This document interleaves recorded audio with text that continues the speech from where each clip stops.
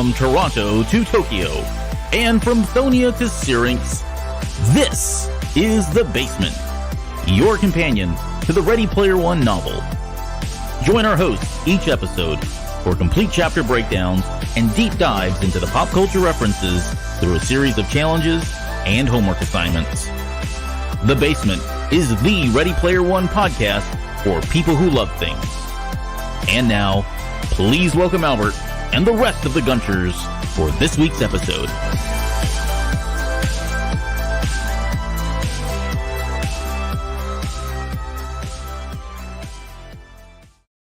Hello, Gunchers. You are in The Basement.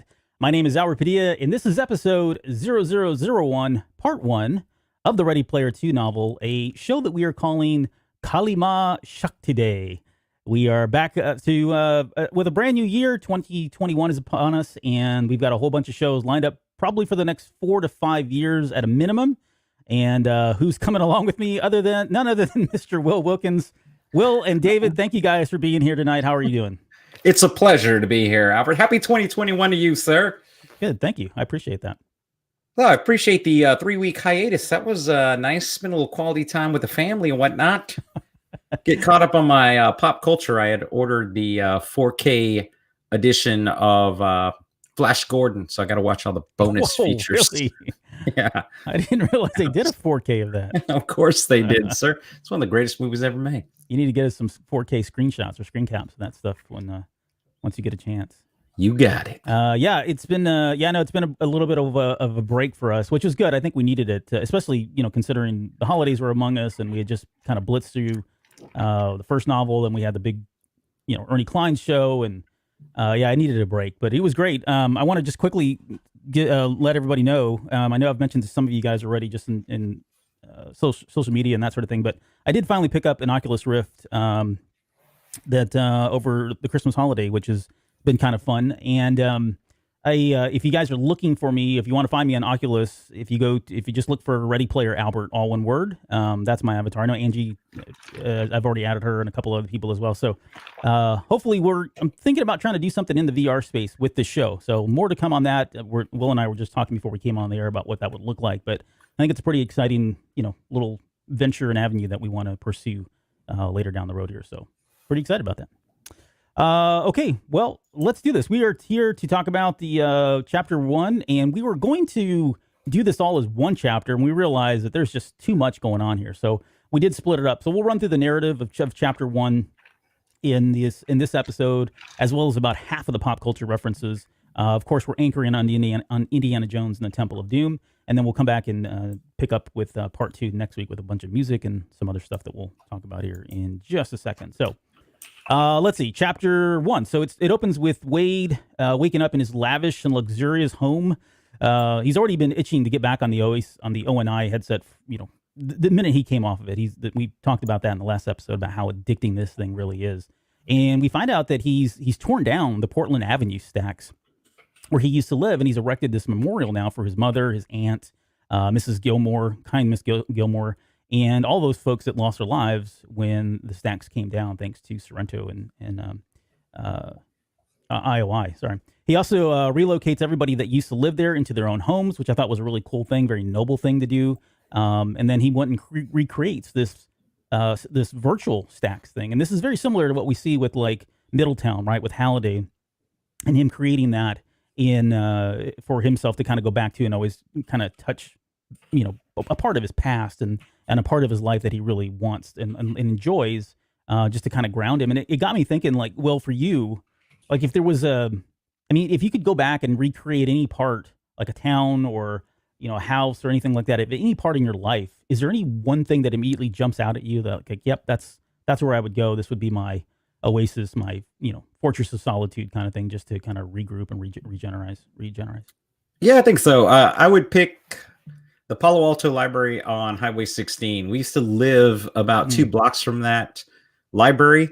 So I spent a considerable amount of time there. I would say just about every day of summer, I spent in this library for several years.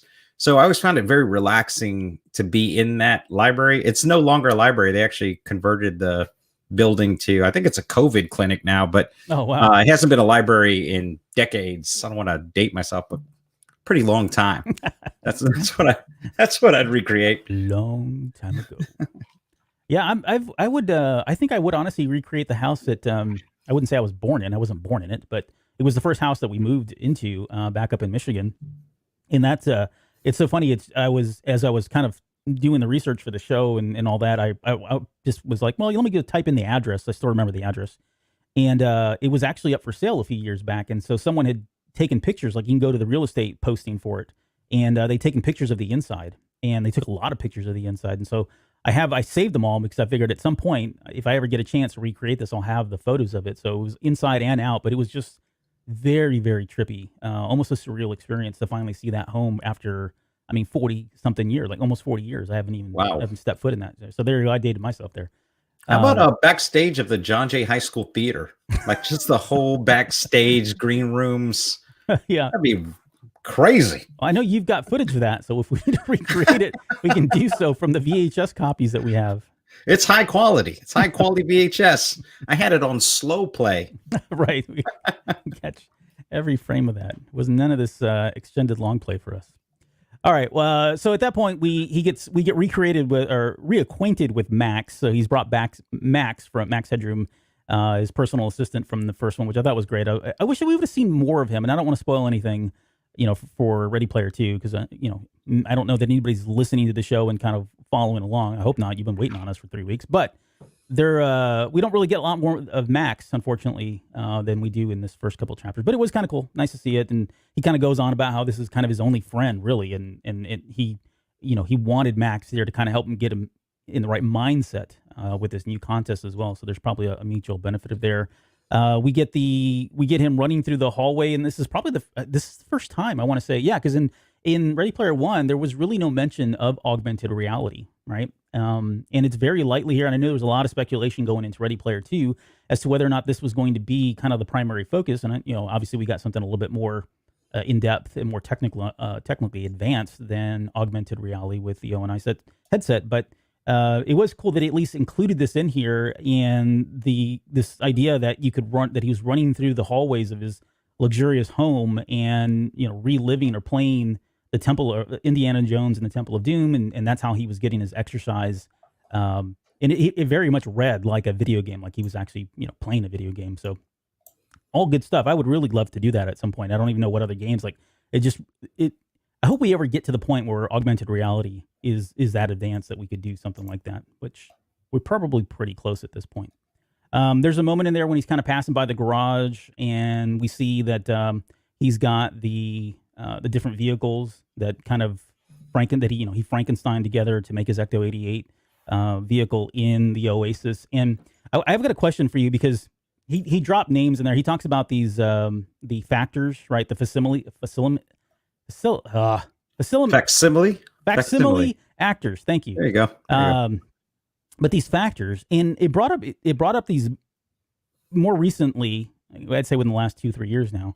There's a lot of talk right now in Hollywood about what about the likeness of and the rights to your likeness as an actor, and especially once you pass on, can they use that? Is it the estate that allows that? Can the actor provide all of that? But it does take me one step further in a conversation that tends to come up a lot in the Star Wars world, because again, like you said, everything comes back to Star Wars. But we've had a lot of discussion around whether or not there is an actor or an actress that are bigger than the roles. And quite controversially, I have always said I don't believe any actor or any actress is bigger than the role, right? I truly feel sincerely that, and it's no disrespect to any of the actors or actresses, but like somebody like Princess Leia, and this is where it really crept up, was if there's a technical way to put her back into the movie and it's not jarring or doesn't feel disconnected in any way, right? Then to me, I'm of the opinion that character needs to be there. And yes, I get that the person that's the actor or actress really puts so much into them, and sometimes they're almost indistinguishable, especially when you look at somebody like Carrie Fisher and Leia Organa Solo. They're kind of one and the same, but I don't know. I really would like to see more of the studios at some point allowing these stories to continue. And I guess the more recent one is the Wakanda one, right? So with the passing of Chadwick Boseman, and we got wind just very recently here in the last couple of months that they were not going to move forward with doing any kind of a CGI or recasting or anything. They were just going to move on. But I don't know. Am I wrong here? Sometimes it feels like a disservice to the fans that really want to see those characters on screen. No, I think ultimately that's the essence of acting. Is it even if you are an actor portraying the characterization of another actor performing a role, there's still a component of acting that needs to happen. And anyone who plays any modern video game knows this, right? I mean, there's nothing that takes you out of a story, especially if you're playing the one-player version of any video game, quicker than the monologue or right. The acting. Acting, yeah. And I think that you have actors today that have kind of defined their careers in that space. I mean, Andy Serkis comes to mind, who played Gollum. I mean, it was all green screen, all CGI, but there is still an acting component that has to go into it. It's not like the entire emotions are included within that role. I mean, the video and facial emotion capture that they used, even in like The Last of Us 2, all of that was pretty advanced, but they still acted out those scenes. They were still recorded from a whole bunch of different angles. That part of it had to be there. And I agree with you. As long as it's not distracting, I think it needs to be done. I think it is necessary for us, the audience, to see it that way. That's our expectation. And I get it. There's probably a whole bunch of beyond what we think in terms of fanhood. There's another piece regarding the legality and how the estates handle that and that kind of piece. So I think those two issues need to be separated. But if you're asking me solely as a fan, absolutely, that's what I want to see. Right. Yeah. Well, and again, I don't know that anybody's right or wrong here. It's certainly teach their own. No, they're wrong, Albert. I need you to take a stand on this issue, sir. There's enough of that. It's 2021, sir. It's a new year. I'm going to need you to be far more direct. You cannot ride the fence on this issue. Fine. Then I choose the side that I said. I'd rather them just put them back in the movie somehow. Put them in the movie. Some way. And then the rest of this chapter, for the better part of it, kind of focuses on Wade and Samantha's relationship. We find out that they fell in love for real, that they spent almost a week together there right after the contest. They both lost their virginity to each other within just like 3 days. And, they were madly in love. And then they really got into this confrontation about whether or not to release the ONI. And, there was definitely this kind of really tore them apart. It was the beginning of what kind of really ripped them apart, because we find out they're not together and they're barely on speaking terms. I think it's just a work relationship at this point. Although, there are hints in there that he has a little bit more than that. But it was a conversation that Wade had that he recorded with the ONI, which I thought was just like really asinine of it to do. But I mean, it's kind of par for course for where his character is at the beginning of this book too. But in this, what he does is he records that recounting that moment when Wade defends the release of the ONI and as something that could, prevent deaths, and it could have prevented her parents' death, right? And she really, like, that was kind of like, okay, you cross the line. You're trying to play at my heartstrings here and toy with my emotions, which I thought was, again, highly insensitive and asinine. But that's kind of where he was. So conversely, H, Shoto, and Wade, they all vote in favor of this thing. And Samantha does not, so she was kind of the dissenting vote. She then breaks it off with Wade. She says, "We can't be together, Wade." She said evenly, her voice suddenly devoid of emotion. "Not when we disagree on something so basic and so important. Your actions today will have disastrous consequences. I'm sorry you can't see that." And so that was a big foreshadowing moment, because there definitely was some pretty disastrous consequences that would pan out here very shortly.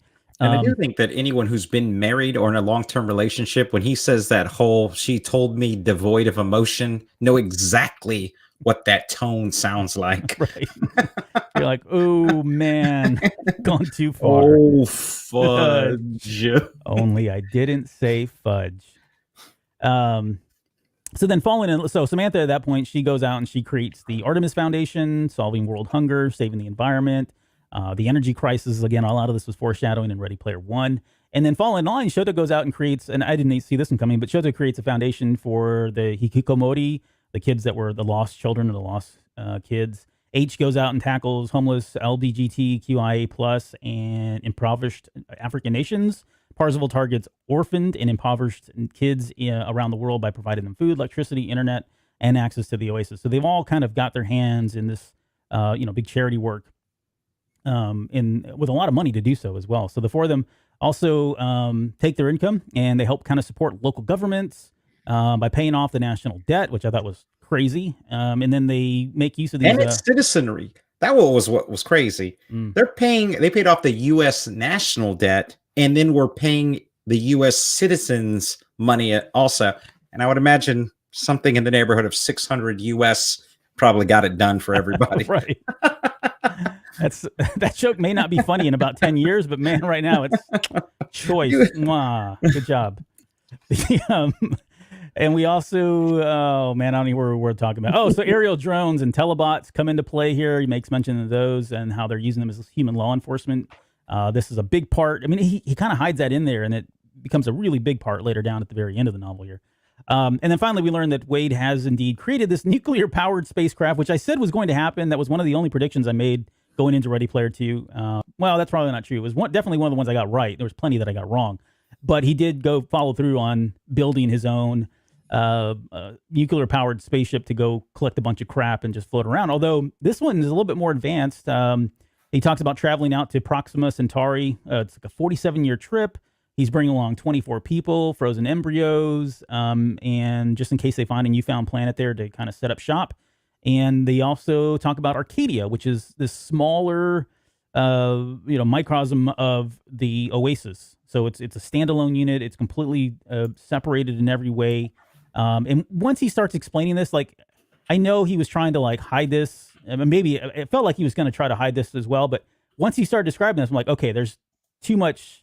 He was focusing too much on the details, and I was like, all right, this is probably going to factor into the book at some point, and of course, certainly does. But so all of this is everything's compounded by this, the dissension between Wade and Samantha. Once she finds out that he spent $300 billion to build this thing instead of feeding the planet, and basically just gave everybody another vice by releasing the ONI. So. She says it's going to make everybody become, desensitized and numb to the collapsing world around them, which, is kind of was writing on the wall. I mean, I don't see how they couldn't have seen this, but again, it was all about do the benefits of the ONI outweigh, the negatives, the positives outweigh the negatives, and for whatever they came to that kind of agreement there, the three of them. So that's kind of where the chapter ends. There's a lot of exposition in these first couple of chapters, and so I we were talking about before on air. There's probably more that I just skipped over. That was actually probably a little bit more interesting, but there was just so much. And this is like a really long chapter in terms of what we get a little bit later on. But overall, any final thoughts on the chapter before we jump into the pop here? Yeah, so I would say this is the first chapter where. Chapter 1, where it started to be really difficult to pull for Wade, where you're like, he's turning into a garbage human, right? And so you're like, they are absolutely destroying this character. And I can't ruin it, but it gets better. I think the point being is that you had to show some development between these characters. And I really like this philosophical conflict about whether or not you release ONI and whether the value of reinvesting into a society versus not introducing a technology into society in the first place. Those are things that people have to deal with all the time. I mean, they had to deal with them in Jurassic Park. They were so busy wondering if they could do something. They never questioned whether or not they should. That level of thought. Yeah. Nice. Yeah. Thank you, Dr. Malcolm, for that fine rendition there. Okay, well, let's do this. Let's get into the pop, and let me bring up that screen. And I don't even know how to do this anymore. It's been so long. Here we go. We're going to start with the Panasonic RC-6015. So hold on to your seats, my friends, because this is going to get real exciting real fast. You're welcome in advance, people. Here we go. Let me give you the reference, and I'll turn it over to the doctor to take us through this. This was courtesy of my vintage flip clock radio, a Panasonic RC-6015, the model Marty owns in the film, referring to Back to the Future. Now, before you jump into this, I just want to say, I explicitly asked Will, I was like, can you please get into how the flipping works? Because as a kid, I was just mesmerized by these things flipping, and I've never looked into it. I'm sure it's super basic, but based on what I'm seeing here, it probably is not. So take it away, Mr. Will. Well, Albert, This simulated wood masterpiece by the finest Panasonic artisans in Singapore was available in two colors, the brown fake wood shown here and white as well. Made from 1980 to 1981, this elegant timepiece featured a backlit display, a classic flip number design, and was capable of tuning both amplitude and frequency modulation. So both AM and FM on your radio dial. Right. So just a little. So place your bids, folks. Are we doing prices right here? What's going on? Hey, just so you know, these things are not cheap. So if you went out and got one, Albert, on eBay, this would run you about $165. I've looked at them, and they don't come down from like $150 was the cheapest I saw. Yeah. In fact, when the 30th anniversary of Back to the Future was coming out, these were right around the $500 range. Very difficult to get.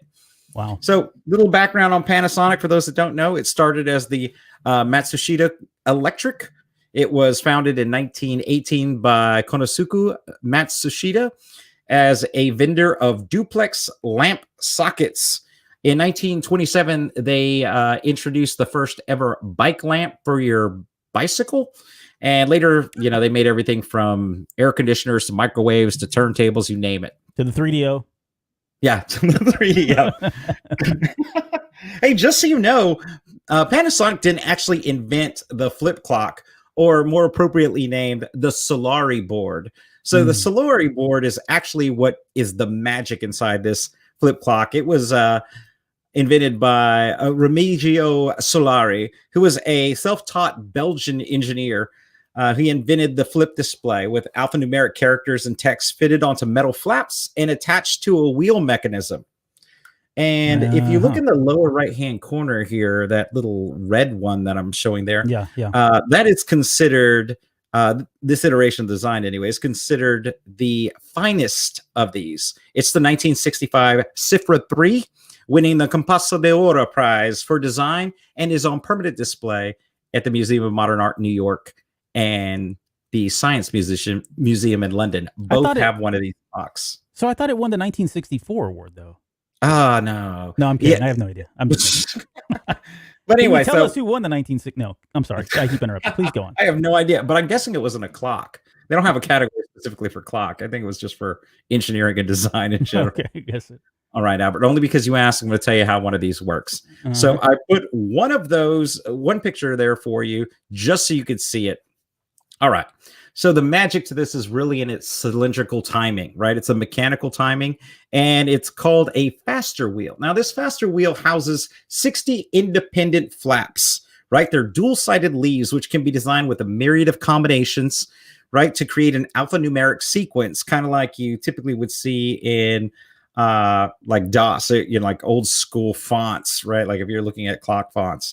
Well, gravity can expose two of those leaves, allowing for the display of any single leaf at any given time. Hey. Similar to like a Rolodex. Like if you've ever looked, Hey, let's talk about Christopher Lloyd. Oh, okay. Sure. But like I saw all you needed to do was put the image. I saw the image and I'm like, okay, I get it. I don't need the ground. No, thank you though. I appreciate it. But it's like a Rolodex. But if you're not as old as we are, then you don't know what that is. You know what a Rolodex is, right? You see, kids, there was a time when we didn't have all this smartphone technology. That's right. No, thank you for that. I didn't mean to cut you off. I did. Oh no, but I didn't. It's the first it's the first cutoff of the year. Yeah, it's the first. I need to get a gong. Like they've got to sell like a little gong that I can just slam away on here to signal that we're done, that you've hit your limit, at least my limit.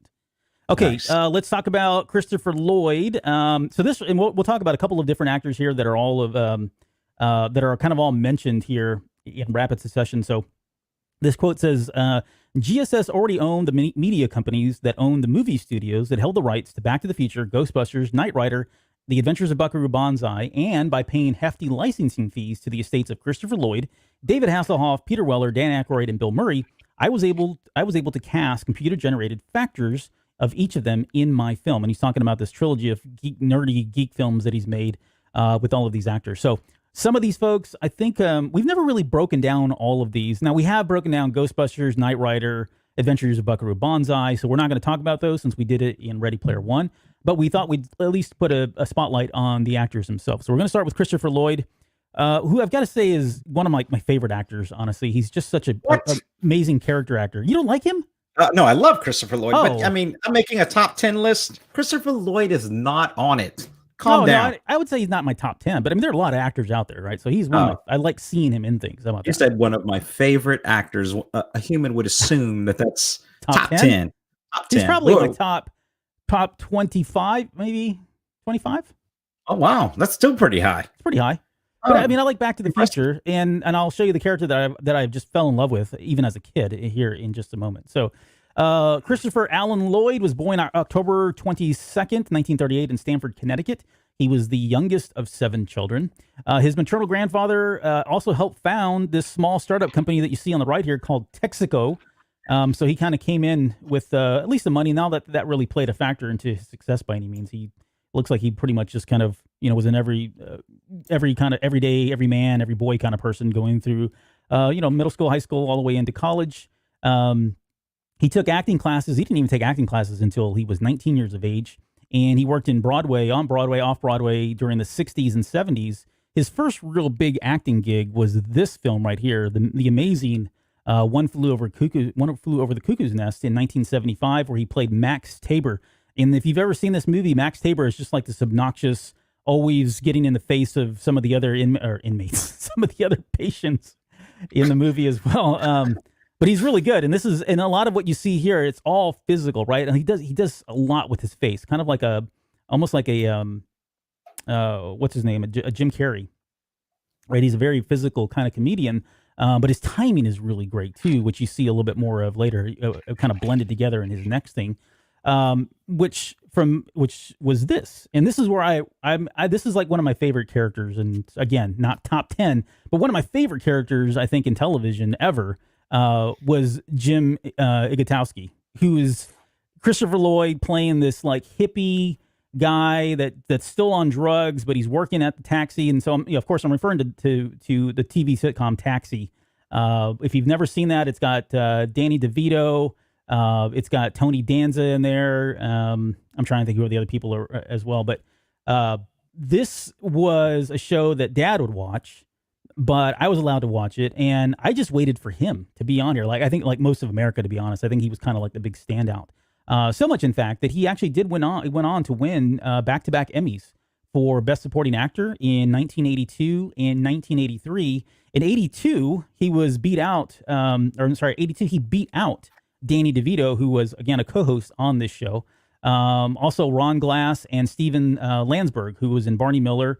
And then Harry Morgan and David Ogden Stiers from MASH. So there was some pretty big competition in 82 for Best Supporting Actor.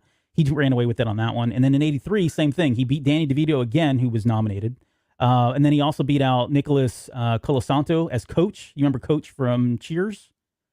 Yeah. Yeah, so he was nominated then. And then the same two guys, Harry Morgan from MASH was nominated again. And then Eddie Murphy from Saturday Night Live. So he was able to best all 4 of those. That's impressive, folks, as well. So did Andy Kaufman ever get nominated for this show? Because he literally made that show. I mean, he did, and I don't know if he got nominated. Honestly, I didn't dig into that. At some point, we need to do like an Andy Kaufman show because that'd be a lot of fun. Yeah. But I don't know if he was actually ever nominated. Feel free to look it up. But yeah, he was. Andy Kaufman is another one that thank you very much. Whenever he would do that, I mean, it was like all of them. Mary Lou Henner. Yeah, they were all great. Rhea it was an amazing Perlman, show. That's pre-Cheers. Pre-Cheers. That's right. Let's see. What else? So from that, I've got other roles that he did here.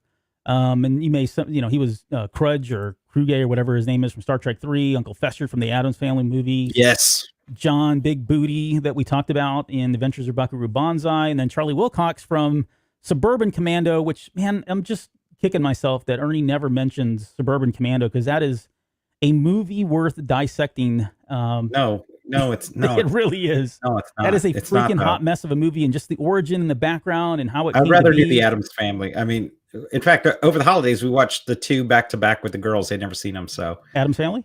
Yeah. Oh yeah. Brilliant. Yeah. Well, I'm not going to get into it because I told you we wouldn't. But the Addams Family, the first movie, the background in that, the making of, is a very interesting story too. A lot of stuff happened that you didn't see behind the scenes, so that was kind of neat. And then, but of course, the most iconic role that he's ever been in is none other than Doc Brown here in the Back to the Future movies. So this is by far what he's kind of measured up against and what he's essentially known for in his acting career.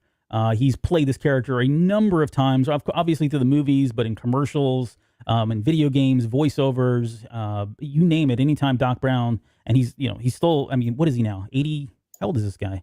He's born in 38. What's the math on that? 80 years old? 82? Sure. 83, somewhere around there.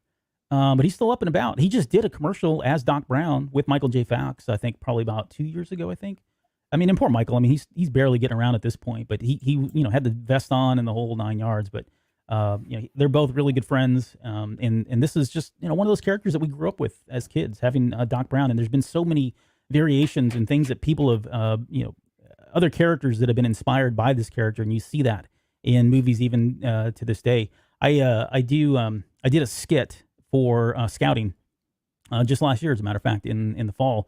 And all the skit calls for is a scientist to come out and talk about the dart sucker, which is a light bulb. And I'm going to skip over the joke. But I went and bought this entire outfit, and I did it as Doc Brown, which, there was a standing ovation, flowers being thrown my way. And easy killer. And everyone applauded. And everyone was applauding. It was just amazing. It was an amazing experience. No, but it was so we had there were a lot of youth in the audience, and it was reassuring that they knew who I was playing. First off, I wasn't sure if they were going to get it, but it was reassuring that they understood the reference. So it is it is an iconic character, I guess is what I'm trying to say. Are you sure they didn't think you were a character from Rick and Morty? I guess that's what it was. Hey, it's that Rick and Morty guy, only darker. There's just no way they thought you were Doc Brown. Maybe not. I don't know. Thanks for the big slap of reality there. Just some quick trivia about him. He was on the short list of actors to play Jack Torrance in The Shining, so I thought that was relevant given that we saw The Shining in the Ready Player One movie. Doc Brown was written for Jeff Goldblum in mind, but he ended up passing up the role, so it was given to Christopher Lloyd. And then he also appears in a movie called Mr. Payback, an interactive movie which came out in 1995. They touted as the first interactive movie, although it technically wasn't. There were actually a lot more that came before it. But it's one of these movies in 95, you'd go into a movie theater, sit down in these really expensive movie seats that had controls, a little control that you'd pick off the seat, and had 3 buttons on there. And so I think a total of 10 times in the film, they would pause and you would get to pick. It was kind of like a choose your own adventure kind of thing, and then they roll. And I heard Paul Rubin was arrested outside of one of those. That's a different kind of film. Totally different kind of film. But that's a choose your own adventure also. It is. It really is a choose your own adventure, those types of films. But yeah, so he did this role, and again, it's called Mr. Payback, an interactive movie. It also has your boy in there, Eddie Dizon. So if Christopher Lloyd's not enough to get you to go find this movie, look for Mr. Dizon because he's in there as well. All right, that's all I got. Nice. There's just some other clips. I mean, these are just some of the more. I mean, you can see the facial expressions and the physical comedy stuff that he does probably really, really well. And then, like I said, he really got to. I think he got to combine his acting chops with the physicality of it when he did Taxi. Just that character of Jim is just iconic. Well, yep, a package has been delivered. Ladies and gentlemen, the next subject is David Hasselhoff. Yeah. All right. Been waiting all week for this, Albert. Waiting all week. You say winking all week? Wait, what did you say there? What is that there, Freudian slip? Okay. So, David Hasselhoff is a Baltimore native with much of his family from Volkersen, Germany, which is about 400 kilometers from where I was born. But I am not German, which you have to correct people all the time. I don't know what it's about Americans. Like you sit there and say, hey, I was born in Germany. Oh, your family's German? No, I was just born there. Yeah, crazy. Anyway, this guy is leading the best life that any single man can. Wait, I mean, do you want me to move forward, or is this getting uncomfortable? No, keep going. No, okay, move on. Next slide. Okay. Sorry. Yeah. Oh, beautiful. Look at this. He is living his best life in the top. He has done it all, man. This is an actor, a producer, a musician, a business magnate, a computer genius who actually launched his own social network. Were you never a member of Hoff Space? No. That's a real thing. Yeah, dude. The Hoff launched Hoff Space in Europe. It didn't blow up. It wasn't huge, Is but it still was around? out there. I don't know. All right, He's you keep also talking. I'm gonna look a it up. one-man meme factory, right? Look. Memes wouldn't even exist, I don't think, without David Hasselhoff. He has at least 30 that are out there. Now, he started his acting career with Young and the Restless, and that acting led to all of these well-known shows, including Knight Rider and Baywatch, of course. And he is currently holding the Guinness Book of World Records for the most watched man in television history. More humans have watched David Hasselhoff than any other male in the history of television. I don't even know how they measure that. How do they measure? I don't know how they measure that last picture, but measuring how many people are watching. I guess Nielsen ratings. I don't know. It's in the world or in the U.S. Because then Nielsen's not. Well, I don't know. In the world, apparently. So more than Michael Jackson, more than Tiger King, more than Webster. Michael Jackson. Yeah, Michael Jackson isn't. Well, you get to see like a Michael Jackson concert. You watch his little thing that he did at the Grammys in whatever year that was when he first moonwalked. But that's Michael Jackson might have more people watching a man at one time, right? Like so many people. But his is about just like persistency, right? I'm here. I'm here for the long haul, right? Man, he's going to be in syndication way before our grandkids will be dead. There'll still be David Hasselhoff television on. If not, there'll be YouTube videos of him hammered drunk trying to eat like a cheeseburger. I remember when that came out. Like, what was the story? Did you get into the story on that? Wasn't he just like drunk or something, or on drugs of some sort? Yeah. Like, sadly, I am certain there's videos of me in this condition at various stages of my life. I'm just not famous. Nobody cares because I'm not the most watched man in television history. Like if I was, people would care. So as a singer, though, do you know where he started his singing career at, Albert? I'm going to guess Germany because he's huge over there, but that... No. One of my favorite shows when I was a kid, which is Kids Incorporated. Oh, so, Kids Incorporated. Hey. Yes, that one. I don't know how much you can sing before they like do whatever the YouTube does to your video to make you. They've done it before. Speaking of his music career, have you seen either of these two videos, Albert? Hooked on a Feeling, Jump in My Car. Have you ever seen Hooked on a Feeling? I have, and I have. I'm not afraid to admit it. I have behind me. I've got a cassette tape of David Hasselhoff's Greatest Hits, Volume 1 and Volume 2, which I had to get from Germany. But go on. How many tracks are in each one of those? Oh my goodness! And the quality is horrible. It's like no one the very first track is really low volume, and so you crank it up, and then that second one just hits you right in the face because they didn't equalize the volume across all of the tracks on that cassette. But yeah, he's got a lot of hits, man. Yeah, I know he has a lot of hits in Germany. I mean, it is really his German roots that motivated him to tear down the Berlin Wall all by himself. He has said in interviews that he was responsible for taking down the Berlin Wall just because he's up there. And I think, look, he's up there. He's got the shiny the jacket on. Oh, yeah. What's crazy is I was into politics back then, and I remember watching this live. Yes. Contributing to his Guinness World Record. They aired it. I mean, this whole thing was being aired, but I mean, this is, at a time when he was pretty popular still. And, what is it, like a 6-hour difference for us? Somewhere around there. So even though it was nighttime here, I mean, it was a pretty good time for us to watch it. So primetime television, 5, 6 p.m., whenever it was, this is what you turned on. You're like, hey, holy crap, it's the Hoff. And he's tearing down the Berlin Wall with his 2 bare hands. Crazy. He's still making music today. I'm sure he's still making television today. I'm just not watching it. Right. But he's making music today. If you're interested in supporting his music career, 2 months ago, David Hasselhoff and Q-Stack released a new metal song called Through the Night. They have a Kickstarter you can contribute that raised 20,000 euros for its production. So about $5, $10.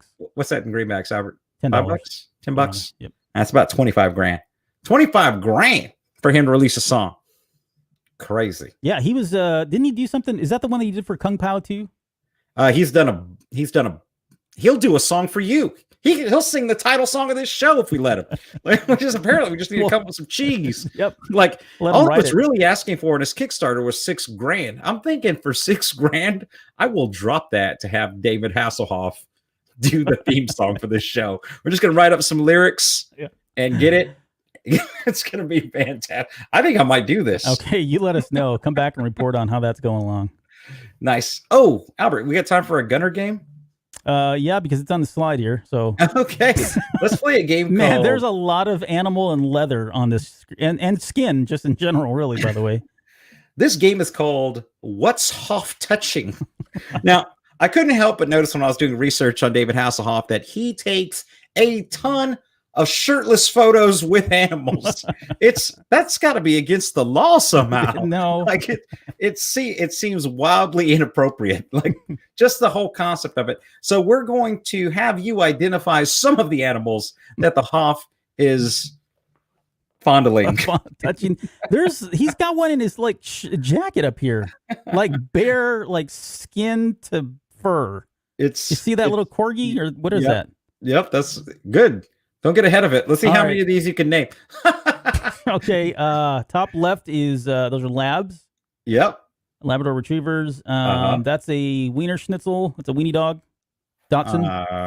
Right. Yep. It's a Dachshund. I'm sorry. I forgot you were born in Germany. Hey, that's how the Hoff says it. Oh, does he? No, I don't know. Okay. Those are parrots, I would guess. Yeah. I don't know the specific. Double yellow-headed parrots. Yes. In his arm, it looks like a what do you call it? Well, it's one of those dogs from the Bugs Bunny cartoons that have the barrel around their neck and their martinis. Well, that's a Lhasa Apso, so I don't know. No, it's okay. Then I'm way off on that one. Never mind. Pass. I'm gonna say that looks like a corgi in there. Yeah, you get it. All right. This is a English bulldog. Correct. Not a British bulldog, or no, it's English. English. Bottom left-hand corner. That is the falcon from the Beastmaster. It's a golden eagle, sir. Golden eagle. It's a golden eagle. Yeah. Let's see. He's got Sharpays. One on his naked. That is, he could be penetrating that thing right now. Why is he doing that? That is inappropriate. This photo. This was a German exclusive. So I will tell you this: at the office, if you leave your computer unlocked, there was a period at the office that if you left your computer unlocked, that would be your background when you came back. Like that was the running. You left your computer unlocked background that would get thrown on your desk. All right, Hoff him. The last one. I didn't mention the furry animal on his chest there as well. Not the Sharpei, but we'll move on. The last one. Those are not. It's the I like to move it. Is it a? It's not a lemur though, is right? Yeah, it is. Okay. So ringtail lemur. Nicely done. Well played. That's probably the best. You're starting off 2021 right. That's probably the best you've ever scored. Kip Falbo threw in there to help me. Thank you for that. He's like, lemur, say it. Thank you. Or she. Thank you so much. Is that all you had? That's look. We got to come back and do more Hoff. We can do a whole podcast on David Hasselhoff and probably get David Hasselhoff to participate. Right. We got to get him up there to the most watched streamed man in the world.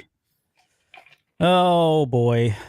Okay, well, Peter Weller, sorry, you're not that interesting, but we're gonna talk about you real quick here. So wow. Yep. So Peter Weller is Peter Frederick Weller is his full name. Born in June 24th, 1947 in Stevensport, Wisconsin. He was in the military, so his family traveled all around, and eventually he made his way over into San Antonio, where you and I are both from. Nice. And attended, would you believe it, Alamo Heights High School. That is fascinating. Hey, get back to me when you get to Robocop. I'm going to make me a little beverage. Okay. You keep pouring there, and I'll keep talking about Alamo Heights. I have just a really quick story. I was arrested in Alamo Heights. What in the? No, I wasn't arrested. Well, no, not technically. Do you remember? So this was in high school. I was not 18 yet, and I didn't have my driver's license. And my girlfriend and I at the time, she had gotten a car. So she was like 16, I think.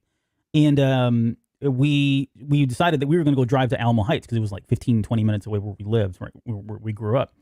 So I jumped in the car, drove out there. And of course, as an idiot, I didn't know anything about Alamo Heights. And what do they tell you when you're traveling through Alamo Heights? Do not speed, right? Because those guys will pull you over. So Alamo Heights, for anybody that's listening and wants to know, it's kind of like San Antonio is a big, obviously metropolitan area, and then Alamo Heights is its own little, what do they call those? Municipal, municipality, right?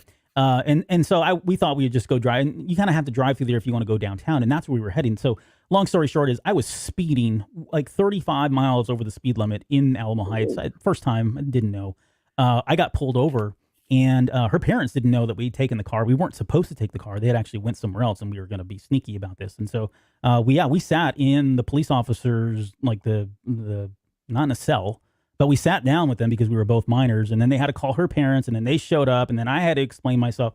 Man, it was one of the worst experiences of my life. So I've got some really horrible, traumatic memories of Alamo Heights, even to this day. But enough about me. Let's get back to Peter. Hey, I never heard that story before, but in typical Albert fashion, I was H'd at the time, which means that he was dating a girl, so he didn't talk to me at all. He didn't answer my pagers. Even if you didn't have a 911. I know I didn't have a cell phone. Yeah. We didn't have any of that back then. All right, so that's Peter Weller there on the left. That's not me. So his first big movie, I wouldn't say movie, big movie. His breakout film that he did was the 1979 version of Butch Cassidy and Sundance, the early days. And then his really big breakout film was Buckaroo Banzai. And again, we've talked about that movie in the last when we covered Ready Player One. And although that movie didn't really was huge at the time, it's, iconic now and it's a cult classic and that kind of thing. But this is a movie that he stood out in, as well as a number of other actors in that movie. But this is the one that stood out the most for him to kind of eventually land the role of Robocop. And so Robocop came out in 1987. This is, again, one of those movies that pretty much defines him at this point. I think there's, Buckaroo Banzai is a very close second. But when you think of Peter Weller, most folks are going to think of Robocop. And there's quite a bit of history here on Robocop that I really want to get into because he's obviously a central part of a lot of that history. So a very interesting thing is, I'm going too far here. So originally Robocop, Michael Ironside is? Yeah, man. Yeah. So he was originally the one they wrote this role for. But when they brought him in, he was just too big of a guy. He was too big, and they needed somebody a little bit skinnier, slender, because they had to put on an underbody suit and then put the armor on him. And by the time they bulked up Ironside, he was huge. So it just didn't look right. And they really were kind of going for, they were trying to, even early on, they're in the concepts of like, do we want a big bulky Robocop? Do we want a slender one? They were going more with a slender look, more of a Japanese anime kind of thing. And so they passed on him, and it was Buckaroo Banzai that that Weller stood out for them. And so they brought him in and immediately signed him up. And of course he got the role. So from there, he decided that he was going to work with a mime coach. So in the far left-hand corner here, this is Moni Yakim, who is a world famous mime actor from France. They brought him in, and he and Weller worked together for a number of weeks prior to the first day of shooting on how to portray a robot, right? And what he was kind of envisioning this was all going to be. So they get to day one of filming, and Weller goes in to get all his costume and get fitted and everything, but the suit's not there. And so it eventually finally arrives, literally that same day, it finally arrives. It takes him 11 hours to get into the suit because it's the first time they've done it. And it's a very complex suit, believe it or not, made up of fiberglass and all kinds of other stuff. They finally get him into the suit and get him into makeup after 11 hours. And he's like, they say, okay, let's get out to set. We need to start shooting. He's like, well, no, I haven't had a chance to practice any of my moves. And they said, well, you can't. We're out of time. Like, we've got a tight schedule already. This suit was supposed to have been here many weeks ago. We got to move forward. So they get him out into front of the cameras, and he blows up. Like, he completely gets pissed off because all of the movements that he had been working on for weeks after weeks were now limited because the suit didn't allow him to do those. So there was a huge fallout on set, and there's plenty of documentaries out there that kind of talk about this. They ended up they were like, too bad, you're an actor, figure it out kind of thing. After a couple of days, the director finally said, all right, let's stop filming. Let's give him a few days to figure out how this is working. He's going to move around because this is not working. I don't think they liked what they were seeing in the dailies as they were filming this. And so he went back to work. And so a lot of the character that you see was pretty much just Weller figuring out what he could do with the limited movement that he had. And so when you look at Robocop, he's got a lot of these like really jerky, twitchy kind of moves that are going on. And that's only because he was trying to like what is it? What's the term I'm looking for in theater when you over exaggerate the movements, right? To help kind of bring this character to life. So they picked up shooting again. Everything went on. They were filming in Dallas during the months of like August through October. So it was like 120, 130 degrees inside the buildings that they had bought to film this. But then, once he threw this suit on, he was, it was 140, 150. He started losing tons of like water weight. They had to just keep him hydrated constantly. They had fans that they were holding in front of him. And it was a miserable, miserable experience for Peter Weller, as well as everyone else on this set. They talk about how they're just at each other's throats constantly when they were filming this movie. A lot of folks weren't sure if it was going to work. The director had never really done any type of action like this before. Weller wasn't really that established as well. And then, of course, it's one of those things where after everything that they went through, it turned out to be a pretty darn good movie, if you ask me. I mean, it's actually, it's actually really good. It's kind of cheesy at times, but that's what they were going for. And here's some of just, some of the scenes. I mean, there's so many of them, and some of the lines that Weller does, your move, creep, drop it. Well, you do. Thank God you at least tried that last I know. time. Well, I would give it your move, creep. Your move, creep. Yeah. You're alive. You're coming with me. So I'll buy that for $1. I'll buy that for $1. There. Let's see what else I got. That's kind of all I had. I don't know. Phil Tippett was the one that did the stop animation on it for Ed 209 that you see down left-hand corner.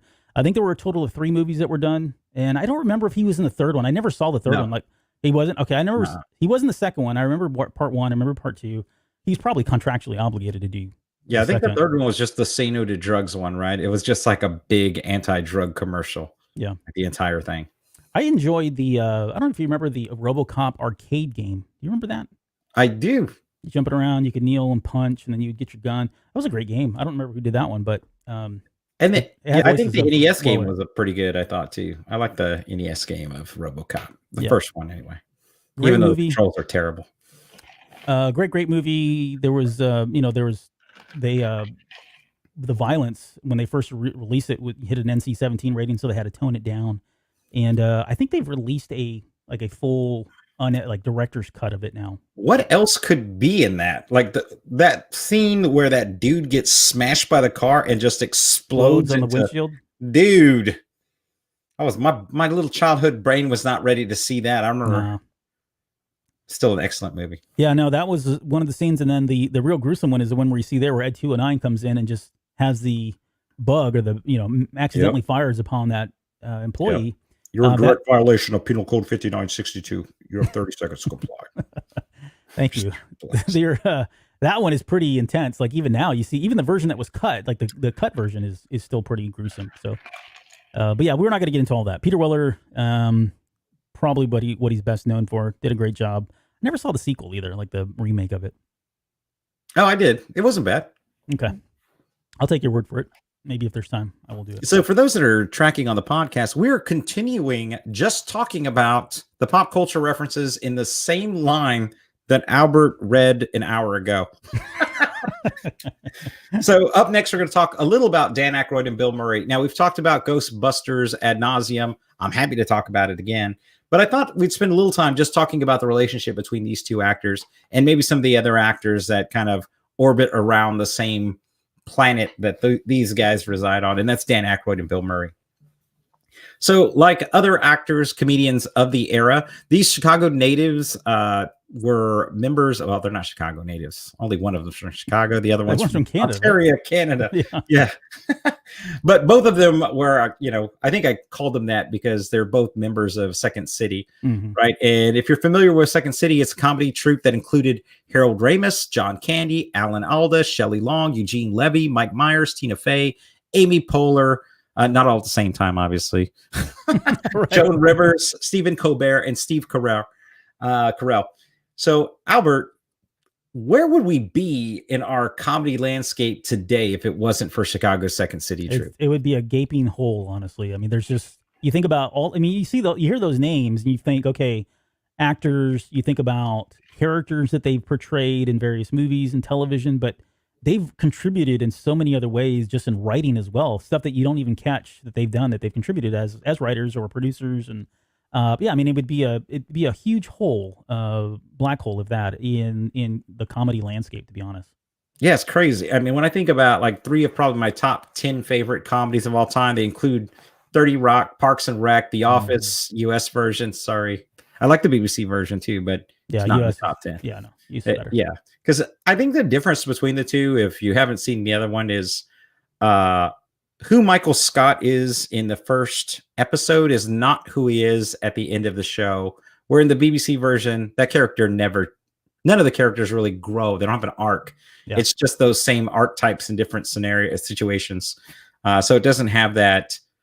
It doesn't feel like there's an overarching arc through any of the show. You can watch them in any order, kind of like old school television. Still good, still funny. Yep.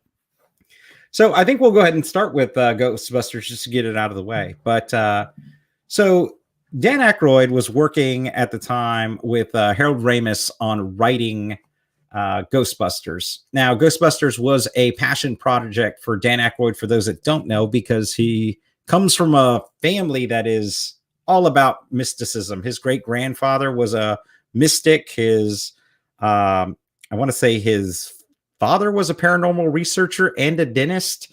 So he had wanted to write this movie for a long time. And it wasn't necessarily going to be a comedy, but then once he had his experience in Second City, he decided that that's the direction he was going to go. And he had 4 actors in mind. Obviously, he was going to be in it. Harold Ramis was going to be in it. Albert, do you know who the other 2 actors were going to be? I only know Belushi was considered at one point. Yeah, Belushi was supposed to be one of the actors, and then Eddie Murphy was supposed to be the 4th. But by that time, really? Eddie Murphy had blown up. Oh, yeah, he was Beverly Hills. So it was going to be impossible to get Eddie Murphy to play the Winston character, which is why you have an actor playing that role that typically doesn't seem to fit amongst he almost gets lost in the movie, but does a great job. All of his, I think it actually lends a lot to the movie because it's almost like you have this odd man out who's watching it from the outside. So that was what was supposed to happen. But Belushi passed away before the movie was made.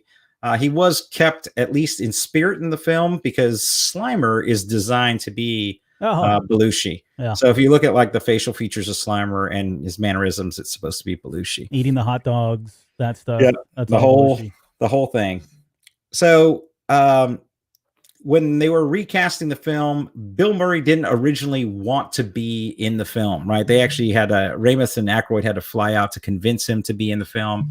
And eventually he agreed that he would make it. He made the movie, but he was notoriously difficult to work with. And then after the movie was made, he did not want to do a sequel, and he certainly didn't want to do the 3rd one. So there was a bit of a falling out between some of the Second City guys, and specifically Aykroyd, Ramis, and Murray. And you really can't talk about the Dan Aykroyd and relationship without talking about Harold Ramis. And so most people know that Bill Murray was in Groundhog's Day. Remember that movie? In fact, I think someone in the comments just mentioned Groundhog Day. We were talking about RC-6015.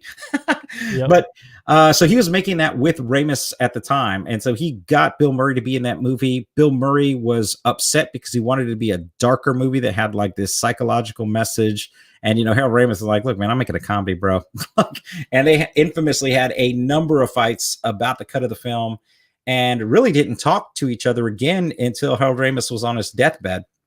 And at that point, they reconciled.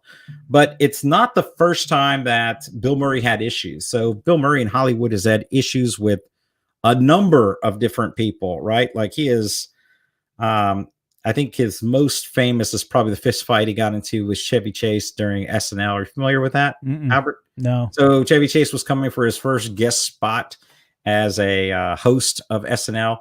And apparently it was mentioned by Lauren that Chevy was going to do Weekend Update, and that pissed off Steve Murray. And Steve Murray ended up Bill Murray. Steve, what the heck? Yeah, little known fact, Steve Murray was my neighbor at my old house. So anyway, that's a true story. So anyway, Bill Murray was like he got there, he was pissed off about it, and then John Belushi apparently Jim Belushi was just egging them on. He was just like getting them to argue about things. They started talking about each other's wives and girlfriends, and it got into a fist fight. Right. So yeah, no good. In fact, Dan Aykroyd has referred to Bill Murray as the Murricane because of all of the issues that he's had with his attitude swings. So in addition to the fight he had with Chevy Chase, he threw an ashtray at Richard Dreyfuss during What About Bob? And he apparently got into a physical altercation with Lucy Liu during the making of Charlie's Angels. What? Right? So, yeah. But there's a little irony there, because like if you read that quote that he's got in at the forward of one of the chapters, right? Like the preface of one chapter, he says, when you become famous, you've got like a year or two where you can act like a real a-hole. Yeah. You can't help yourself. It happens to everybody. You've got like 2 years to pull it together after that, or it's permanent. And I would say that most people think that for Bill Murray, it's been permanent, even though he had a huge resurgence, largely because of his relationship with Wes Anderson. How many of these films have you seen, Albert? I think I've seen all of these, honestly. Like this, so Bill Murray is one of the people that even it doesn't matter what he does, I will go out and watch it. Lost in Translation is like I think is my favorite role from him in his most recent work. I won't say ever, but maybe it's because I relate to that character more than anybody else at this point in my life. But yeah, I think I've seen all of these, to be honest. Yeah, these are all great films. Yeah, I mean, Life I'm Aquatic with you. Is great. You've got Rushmore in the top left, which I think is so. In a lot of these characters, his wit. He's just very dry humor. A lot of times it's hard for me to like when I hear you talk about how he is in real life. It almost feels like these are just small extensions of his real character. Like I can totally see him being this way in so much of these movies. One of these people that just doesn't really care. Even like in Ghostbusters, like that character, you can tell like doesn't feel like he really wants to be doing that job, but he's rolling with it because the other guys are doing it. And they just kind of probably parallel what was going on in real life as well. Yeah. But yeah, and I don't know that is like, I don't follow the off-screen stuff too much, to be honest. And it's so weird. I was just talking to somebody about that today, in Star Wars, of course, that I don't really follow a lot of the drama that's going on for the most part, off screen with actors and directors and stuff. I can't avoid it. It comes in, and you kind of have to deal with it. But I don't get caught up in it and dwell on it. And same thing here. I always found that like if you spend too much time doing that, it just starts to ruin all of that for you. At least for me, anyways, it tends to ruin some of it. So I don't want to shade it in any way.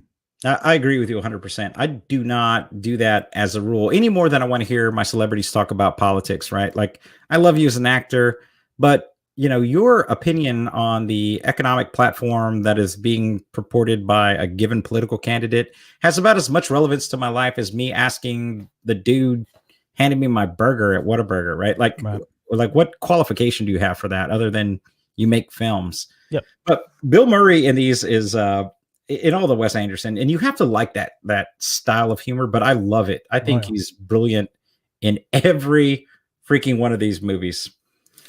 So today, highly successful. Obviously, just to wrap it up on him, Bill Murray won the Mark Twain Prize for American Humor in 2016. It's pretty much the highest award you can get in comedy, even though he would prefer not to identify himself as a comedic actor. Dan Aykroyd's not doing bad himself. He is the creator and owner of Crystal Head Vodka. He's the co-owner of the House of Blues. He was one of the only actors that was invited to sing on We Are the World, and I didn't even get any time to research why that was the case. Like, how did he get a ticket to that gig? Dan Aykroyd sang on We Are the World? Yeah, he's in the video. Like, Dan Aykroyd's on the video for We Are the World. Huh. I have to go back and I've seen that video billions of times, if Carl Sagan would say, but I don't remember him in there. I believe you. I believe you 100%, but wow. And I stuck that in there for you in the lower right-hand corner because at one point he was engaged to Princess Leia, which is Carrie Fisher, right? Yeah, they were engaged. He was like, he did like an essay or a letter or something right after her death about 3 years ago. And it was like this like confession of true love. Like it was very deep and emotional. You got to go find that if you're a Star Wars fan or you want to know more about their relationship. But man, that guy was really, really in love with her, and it sounded like when you read it, it sounds maybe more platonic today, but there are hints in there that he's still holding on, which can't blame the guy. No. And probably most notably for me anyway, is that he was in Twilight Zone, the movie, which of course I love because You want I to love see Twilight something Zone. real scary? He has the worst role in that and the worst makeup effects in the entire film. It's unfortunate, but he did get to produce, write, and star as the narrator for Sci Factor. So have you ever seen the show? I've never seen this. Yes. No, is this like paranormal? Well, yes, It it was, is right there. it came on. It was created around the same time the X-Files was, but it was nowhere near as good. But I love this show. It was on Fox like at midnight back when there was only a handful of channels. So Oh wow. I watched it. I'd watch it every freaking night. It was on late as heck. Production value wasn't great. Think one step below Xena Warrior Princess for special effects. Wow. But still Shots enjoyable. fired. So this was like what, a CSI Miami kind of thing, but Yeah, it was like paranormal. it was basically X-Files with out trying to be as deep, or maybe they were, but they were failing at it if they were. Right. Yeah. It's like the soap opera of the X-Files. Soap opera. That's all I got for you, brother. All right. Good work. I didn't know he owned that Crystal Head vodka place, honestly. Does that look like him? At first when I saw that, I was like, oh, it's it's more Indiana Jones ties because he comes up later, not to spoil anything. But he was in Temple of Doom, and I thought, oh, that's the Crystal Skull. He must have had a cameo, but no, that's just. Here's a spoiler. We'll mention Star Wars again today, also. Yes, we will. Okay, we only got a few more here left. We're going to talk about Oprah Winfrey, which I gotta say, I was not looking forward to this. And man, holy bananas, this woman is amazing. Number one, and has done amazing everything you can possibly, and her story is just super compelling. I mean, I just have the utmost respect and admiration for her. And not that I didn't, but we can get into the weeds, and I'm not going to get into everything because again, I was, when I finished, it was like there wasn't enough time. I couldn't hash everything out in this thing. It went on forever. So Oprah Winfrey was born Orpah, Orpah, Gail Winfrey in Mississippi on January 29th, 1954. Her name was misspelled on her birth certificate as Oprah, or it was misspelled. It was supposed to be Oprah, and they spelled it Orpah. So she got all that cleared up. Growing up, she was into performing. She was doing a lot of preaching at her church. She was public speaking at a very, very young age, going up there and giving sermons and speeches, doing a lot of singing as well. She was tragically raped and molested between the ages of 9 and 13 by her uncle, as well as like her, I think it was her brother or cousin. It was like 3 family members. It's really creepy and terrible, terrible, terrible. And she just went through all of this. And so that kind of set her off on a really jagged path early on in her life, all the way through her teens. She was real promiscuous. I think she was pregnant by like 16, 17 years old. She already had a miscarriage. And eventually she kind of got straight, entered into this contest that you kind of see down here. It was kind of like a debate contest or speaking contest. And she won, and those earnings is what she used towards going into college. So she went into college, and from there she found her way over to Nashville after college, and she found her first show here on WLAC TV. I'm sorry, that's not the one that you see here, but then it was right after that in 1977. So that was in Baltimore. So WJZ TV was the very first show that she was on, which you can kind of see in the background there. It's called People Are Talking. And it's just kind of like your run-of-the-mill talk show, but these guys work really well together. I watched way more than I probably should have, of this footage that they have. There's a ton of it on YouTube that you can just go ahead and watch, that people recorded. But I mean, it wasn't, it was definitely groundbreaking in terms of what they were doing. Their ratings were through the roof, shot through the roof. She eventually makes her way out to Chicago and joins WLS TV in Chicago. And initially the show was called AM Chicago, which you can kind of see on the right-hand side there. They brought her in, they put her in front of the camera, and this is really became her thing. And within just a couple of years, by 1986, she had twice the ratings that Phil Donahue had. And so Phil Donahue, he was the mountain, right? He was the gorilla everybody was trying to knock over. And she overtook him pretty quickly. From there, they rebranded the show into the Oprah Winfrey Show, and there's a couple different variations right here. And this is really where we think of the Oprah Winfrey Show, and we think about how successful it is. It's really started around 1986 and thereon. That show went on until 2011, when she finally did her last show, which is I don't think I've got a picture of it. It was one of the ones earlier on, but. She's had a lot of famous interviews with people. Her biggest one, I think the biggest interview, I think still even to this date, is the one you see in your top right-hand corner of the screen, which is the Michael Jackson interview. It was like 37 million viewers or something like that when that was aired. She's interviewed Kanye West, Barack Obama twice, every celebrity that's ever been out there. She even had Sarah Palin on after she had said that she wasn't going to bring her on during when Barack Obama was running for president because she didn't want to, give anybody else the platform that was a competition. So, but she eventually did get her on, and they had a pretty, civil conversation, which was kind of cool. I think JR mentioned The Color Purple. Outstanding freaking movie. This is the best. This is in my top 10 films of all time. Oh yeah, it's brilliant. Yeah, brilliant. It was a great novel, right? So the novel came out about the same time and all this, around 82, right? And it was written, and for those that haven't read it, absolutely go out and read it. So it went from book to play to movie. And then in 2015, I believe, they released it on Broadway as a musical, yep. Which I am not. I mean, what are you doing? Like, don't get me wrong. There is great music in The Color Purple, the movie. Sister! I mean, everything that's in there by Suge Avery is freaking awesome, right? No relationship to Suge Knight. That's a completely different person. But absolutely brilliant. And I will say Oprah Winfrey as Sophia is her best role by a country mile. Oh, absolutely. Yeah, right? No, sir, you can finish your sentence. Oh, no, that's it. Yeah, so this was The Color Purple is in the bottom right-hand corner. It came out in 1985, released by directed by Steven Spielberg. Kind of a sleeper hit, if you ask me. You ask a lot of people, at least these days, a lot of people haven't seen it, but you owe it to yourself to go watch it. She was nominated for Best Supporting Actress. She did not win that year, which I think was kind of I don't know. I'm probably biased because I like that movie more than Prizzi's Honor, but Angelica Houston is the one that won it that year for Prizzi's Honor. I thought maybe for Addams Family. I thought we were going back. Oh, no, she did not win it for Addams Family. Oprah is known for a lot of memes as well. These are just three of my favorites. The bees, You Get a Taco, and then when she had what's his face, Tom Cruise on. I love the fact that somebody put like the Emperor Lightning in there, which is always great. But these pop up on my feeds every once in a while for various reasons. Okay, and then kind of fast forward to today. She has her own movie production company. She has her own publishing company. She's got her website, which has over 70 million views per month. She's got her own radio station on XM Radio, and she is part owner of Weight Watchers and some other. I mean, the list goes on and on and on. Really, it was too much to kind of pack in here.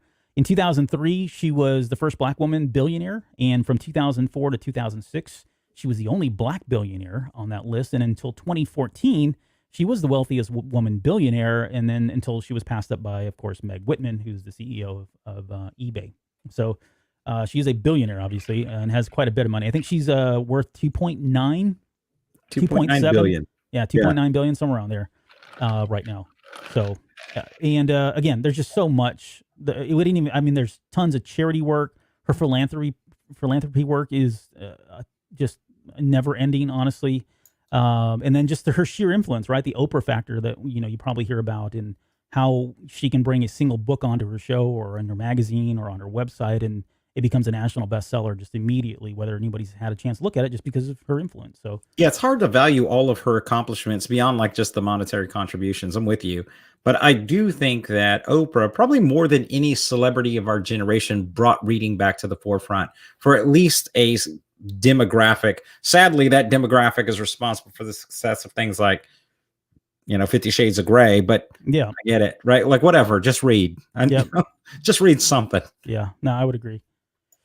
But yeah, amazing woman. She's done quite a bit of work. How does she rank compared to this next woman you're going to cover? This woman's not done anything. No, I'm kidding. Let's talk about Mother Teresa. There's nothing funny about Mother Teresa. That was a sad thing. Oh, well, I did find, well, I don't know. Yeah, I don't know if I found anything funny. They're but, gonna replay that sentence when we're getting judged, like in the right. afterlife. Yeah, There's nothing funny about Mother Teresa, and she's gonna be in the corner just nodding her head at you disapprovingly, like this guy. yeah. This guy's I not getting know. in here. He's not in the book. There's nothing funny, but except maybe the second slide, and you'll see here in a minute. So, Oh Mother gosh. Teresa, she was born in 1910. Mother Teresa, or Saint Teresa of Calcutta, is a Roman Catholic nun. She served her missionary primarily in India. Almost her entire life, she was in India. Ooh. There was a period of time there. Temple of Doom time. Right? That wasn't intended. Or Was she eating monkey brains and stuff? yeah, I think so. They don't do that in India. Just Snake surprise. Okay. She founded the Missions of Charity organization in 1950, which is the logo that you see there in the middle, and that's a very young Mother Teresa on the far left-hand side there. She's a recipient of the Magasse Peace Prize in 1962. She won the Nobel Peace Prize in 1979, all for her work for the Missions of Charity Foundation that she created, which does a lot of things. I mean, it's got a lot of arms, a lot of legs, primarily focused on HIV, people suffering from HIV and AIDS, as well as everything from that to simple stuff like soup kitchens in lower income areas of the world and that sort of thing. So it really does a lot of work, and it's got a ton of nuns that are in this organization that all contribute their time to make it happen. I'm going to do the math on that to figure out what a ton of nuns is. A ton of nuns. I don't know. Do the math. Figure out the weight of that. I mean, if we go for like 100-pound nun, it'll be easier. I don't think she's a very small woman, not very tall. So we'll say 20 to 30. Okay, so stay with me. We're still talking about Mother Teresa here. Are we? Because that image is strikingly familiar. It is. Right now, Albert is displaying the photo, the iconic photo from The Exorcist. Right. Okay. So listen to this. So in the year before she died, she fell down and she broke her collarbone. Not a big deal, right? But accidents happen, right? She broke her collarbone. After that, she contracted malaria. This is all within a span of like 9 months. She got malaria at that point. Then she suffered a heart failure, which wasn't her first. She had actually had, I think, a heart attack before then, a few years before. And she had just other like illnesses that were coming up. But these were the big ones that happened in that time. And so the Archbishop of Calcutta at the time thought this was all a little too suspicious, that it was all too coincidental that this was happening in rapid succession like this, that she was having this misfortune of luck, I guess, if you will. So he reached out to her and said, can we perform an exorcism on you? And we really think it's the devil that is attacking you and trying to kill you. She, of course, agreed, and there was an exorcism performed. It's one of the more recent ones, I guess, or not more recent, but it was one of the more recent ones at the time. It had, we don't hear about these unless they somehow break out in some way. But this one was one that people were publicly aware of because it was Mother Teresa of all people. So they went through, they did the exorcism. She ended up dying just a few months later. She had already by this point stepped down in her position for the charity work as the head person for that. But yeah, it was they actually went through a whole full-on Roman Catholic exorcism and tried to get the devil out of there. So again, not funny, but it was just like, whoa, I didn't realize that they thought that, or that they still do that, to be honest. I thought it was just movies and books and that sort of thing. But enough about that. So from there, she was canonized by Pope Francis back in 2008. She went through a trial, so that you've got to go through there's like tons of documents that have to be submitted, and you've got to, one of the primary goals, or one of the primary, what is it? Requirements. Yeah, one of the primary requirements is you have to perform a miracle of some sort. And she... No, 3. Is it 3? Okay. To be sainted, you must have 3. So there was one I know that she had done, and it was kind of debunked, I guess. I don't want to say that. That's not the word they use. That's a Mythbuster thing. But there was one that she had went through, and they kind of threw that out. And so that was back early on, before 2008, they were trying to get her canonized. And then it wasn't until Pope Francis came forward and mentioned that the gentleman on your right there that you can see there, that guy, and I thought I had his name on here. I guess I don't. It's a Brazilian man. But she cured him of several brain tumors that he had. And so that was enough to kind of put her over the edge. It qualified her, and she was finally made a saint back in 2016. And this is what you see here. This is the big thing that was on TV. There was the Vatican had this big celebration. It was broadcast when it was happening. And so now she has the titles of blessed, which is a completely separate than saint. But then she is now considered a saint as well in the Catholic Church. I think when you say that one, you have to say blessed. Blessed. Okay. She is blessed. She has been blessed. She has been blessed. So yeah, that's all I got. Finally, I'm not going to make any joke. What were you waiting for me to pause? Like I was going to make some kind of comedic jump in there and she's old. She's old and dead. Good Lord. Going to hell. Yep. All right. So the next one, before we get into Indiana Jones and the Temple of Doom, this is, so he mentions Arcadia in here. Let me read the quote. It says, after much debate over what we should call our new virtual realm, we agreed upon the name Arcadia.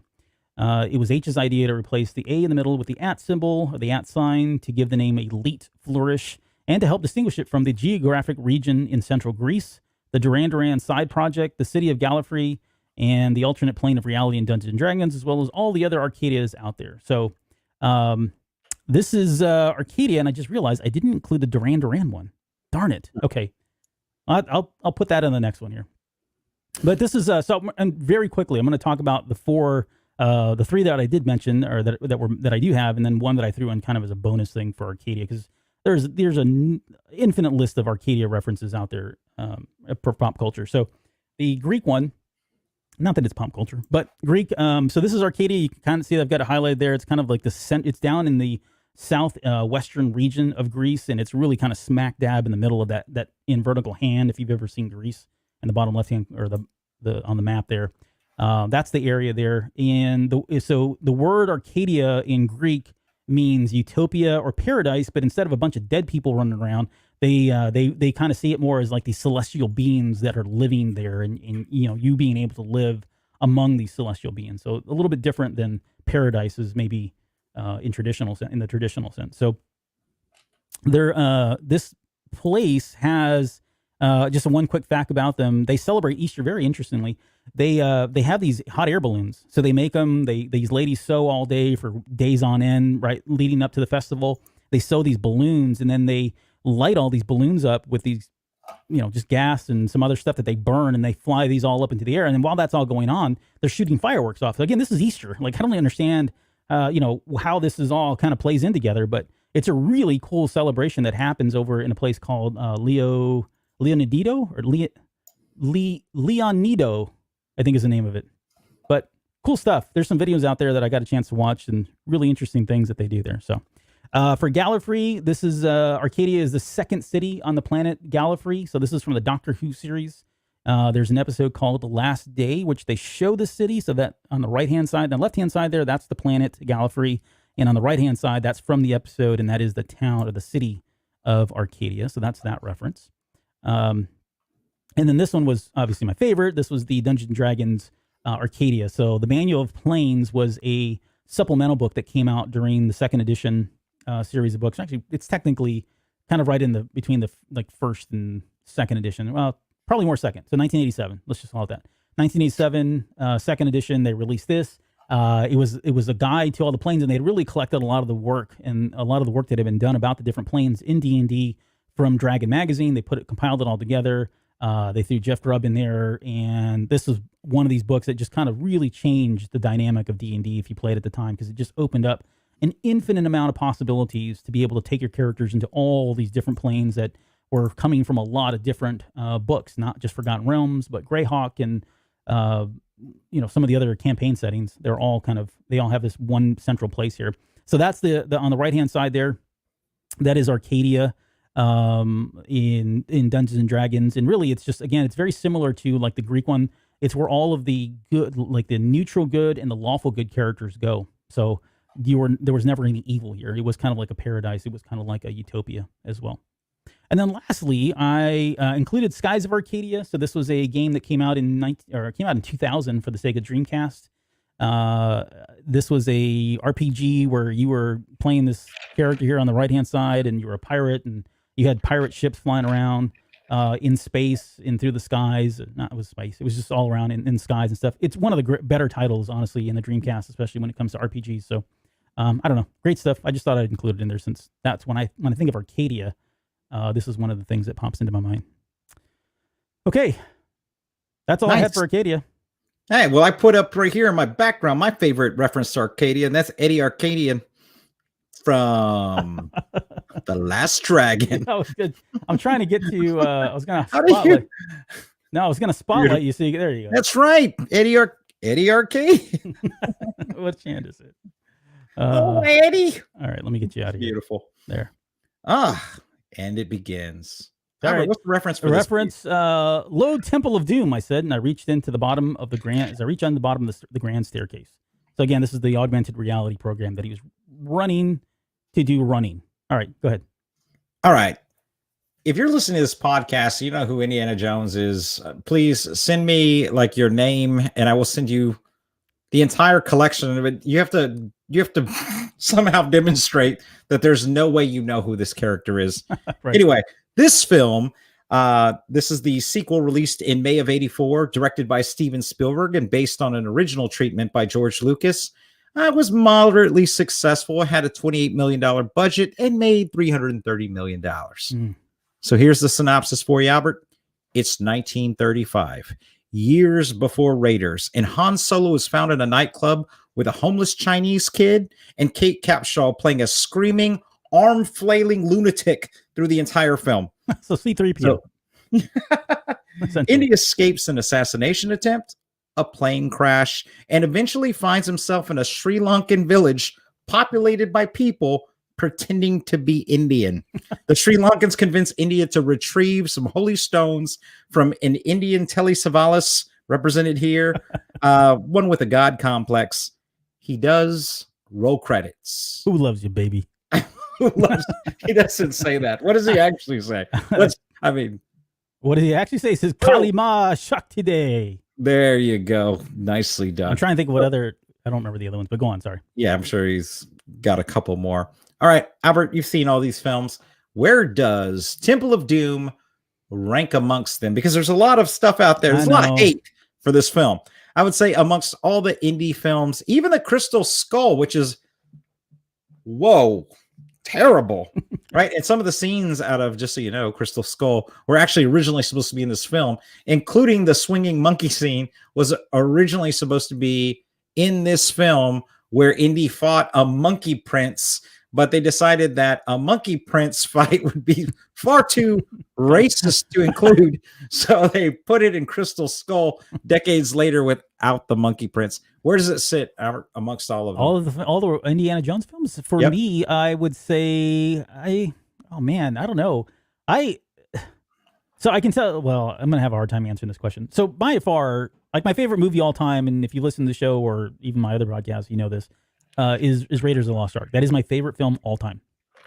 So that's number one. That's easy. It gets really great for me because as much as I know Last Crusade is usually touted as a better film than Temple of Doom, and I know a lot of people that say it's better than Raiders, which I will. That's insane. It's a good film. Oh, it's a great film. I won't contest that, but they're pretty close for me. Like Temple of Doom and Last Crusade are pretty neck and neck for a lot of different reasons. Like overall, beginning to end, Last Crusade is a better movie. I like the dark nature of this movie. As I got older and learned more about what was happening in the background and why it turned out that way, that interested me a little bit more. It's hard to dismiss just how important Short Round was to me as a kid. I wanted to be Asian. I wanted to speak like that, have that accent. That's kind of a joke, but not really. But it's a real difficult. So I guess final answer is I will put Last Crusade over Temple of Doom. Temple of Doom probably falls third for me. And the Crystal Skull, which it was a bad movie, but there were moments in there that it's number 4 easily, hands down. But I don't think I detest it as much as I know a lot of people did. So there's my answer. Yeah. How about you? Where does this fit? So I detest Crystal Skull, and not because some people hated the whole alien thing. Look, this whole series was built on magic and fantasy, and so that doesn't bother me. I just don't think it's as well put together as some of the other films. So I'm with you. Obviously, I'm going to put Raiders first by a country mile. It's going to be close second and third for these films, depending on what part of my nostalgia bone. Right. That sounds obscene. If you're rubbing my nostalgia bone. This one probably takes a slight edge in terms of if I was on the film appraisers and I was ranking them, I would definitely put this third. But I would say personally, it's probably second, but it's really close for both of those films. Mm-hmm. But like I talked about, this movie was subject to a ton of criticism. The film was considered far too dark, too violent. So Lucas was trying to make the arc follow the same Star Wars arc, where the Empire Strikes Back was a little darker, and then we had the lighter film as the third. Well, the redemption story being the third story, and of course a somewhat lighter film being the first film. So he was trying to do the same thing, but it was so dark that the original screenwriter for Raiders said, who is Lawrence Kasdan, refused to participate in this film, saying, "I thought it was horrible. I thought what they were trying to do was horrible, and it was mean." He's not sorry, not to bring Star Wars back into this, but Kasdan has many times spoken out about this, even during the treatments of the Star Wars films. More recently with Solo, he's on record as being one of the people that says movies need to have happy endings. You shouldn't kill off characters. He's very pro all of that, and he's very vocal about it as well. So this was not uncharacteristic of him to kind of speak up like this. And then, of course, Kate Capshaw was even self-critical of her role, saying, "All I did was scream and cry." And, the entire film, she's the only female protagonist that was ever in an indie film who reluctantly went on the mission.